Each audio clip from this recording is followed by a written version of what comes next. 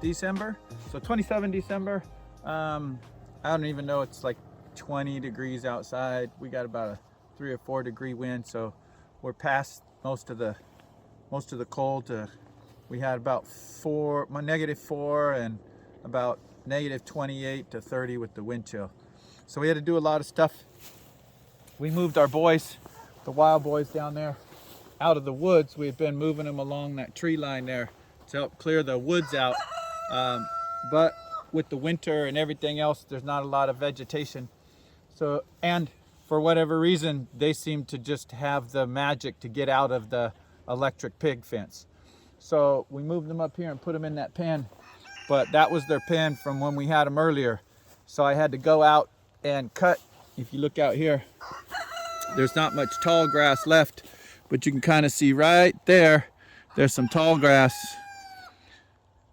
So I was taking a hedge trimmer and a brush whacker and cutting that down and then bringing it over here and putting it in the pen because it was just all mud and everything, which they don't mind, but we needed to be able to get in there and give them the ability to root a little bit. So we put a little, we have some chicken wire, some cattle panel over there with the tarp across the top of it. Put some stakes on the side and then put some boards in front and some straw inside for their pen. You can see them over there. They're fighting over pineapple that we had for Christmas dinner. So that's the wild boys. The girls, same thing. We just put through some extra brush and stuff in here. The shelter was already here, but you can see that they have it pretty good. They're Cooney American guinea hogs, and those 4 over there are just a mix of everything. There's a Duroc, a blue, all kinds of stuff. So we did that, and then we brought all of our chickens from all over the place, and we brought them up here. So that's our milking barn. They used to run cows in there for milk. That's why it's called the milking barn. But you can see we have a volunteer turkey over there. He showed up one day, started hanging around with our chickens, and now he's made a home inside the milking barn with our sheep, and then comes out. And he was yelling at me earlier because I fed some chicken feed instead of the chicken scratch. But anyway, we've got 1, 2, 3, 4 chicken tractors here, still separated by breed. And then our Americana Bielefelders, since there's about 30 of them, we moved them into the chicken coop where our leghorns were. But yeah, in the milking barn. Yeah, in the milking barn on the corner right there, you can kind of see them. But we just had to bring some, can't really see it now, but we had to bring some heat lamps up because of the weather. Even though they're in the chicken tractor with the negative temperature, we put a heat lamp in each one. If you come over this way, our Brahmas right there are in a PVC pull along daily move chicken tractor. And you can see that we had to get creative. So we had a bunch of totes that were cracked from last winter, but I still had the lids and I ran out of material. So, you know, the problem becomes a solution. Instead of throwing them away, I just took some Tech screws and screwed it in there. And we actually have 2 heat lamps underneath that one since it's open on the front end. And it's worked pretty good for those guys. So that's kind of where we are. That's what we've done. I figure we're at about, supposed to get to about 28 to 30 degrees today with the wind chill, about 15 to 22.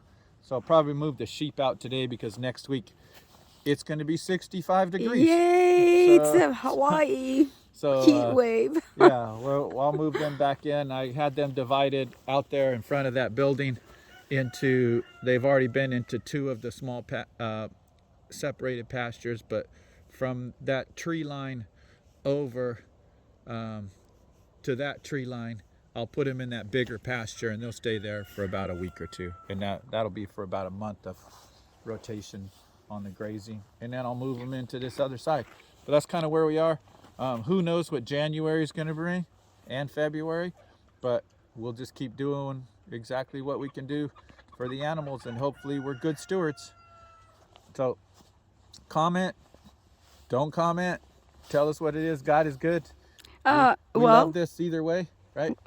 We have a problem with our with our wiring, if anybody has any ideas of what's wrong with it. I'm pretty sure I know what's wrong with it. It's not properly grounded. It's got a single ground rod, and it should have, all the ones I've seen have 3. So I've got this charger in there. It was hooked up from previous owner, and you can see this fence. It runs all the way around this pasture down there. It runs the chicken fence out of the back of the milking barn. And at one point they had sheep supposedly in the bottom pasture, and you can see wiring down there. So it says, the charger says it runs 100 miles worth of fence. Well, I can't get it to power 2-acre paddock right here. When it's dry and it's good, I'm getting about 5 out of a 6 joule, right? Right now we're getting about 1.5. So we'll see. I think it has to do with not properly grounded, because it got wet, it got cold, and it needs to be grounded better so that we don't have that problem. But we make it through the winter, get to the spring, and we'll do what we can. I believe it's the moisture, because even our solar battery power chargers, we'll fully charge them by plugging them in and bring them out when it's dry. We're getting 6 out of it, and when it's raining or like this, we're getting again 1 or 2. So as long as we got a place to put the pigs, the chickens, while it's cold, they don't want out of their nets anyway. They don't want out of their chicken tractor. So that's kind of what we do. Oh, well, freezing water. So we heat up pots of water in the house. We take 2 5-gallon buckets in, fill them up with warm water from the tap, and then dump 2 buckets of hot boiling water into each one, so that by the time we get out here, everybody gets some water. We had to take our feed in the house. We had to take a bucket for the pigs and a bucket for the chickens in the house, because it froze outside. And then even like the scraps and stuff, when we bring it out, it was freezing at the bottom of it by the time we were feeding them. So just, I know we're not the worst. We're in Kentucky, so there's some people up in Pennsylvania and Ohio and all that are, I don't even want to talk about the New other York side when you get over Nebraska and Kansas, because we know there's nothing holding that cold back from hitting Kansas. So to our friends out there in Kansas, right, Hacks for Homestead and Grumpy Acres, hey, stay warm, stay warm. Aloha.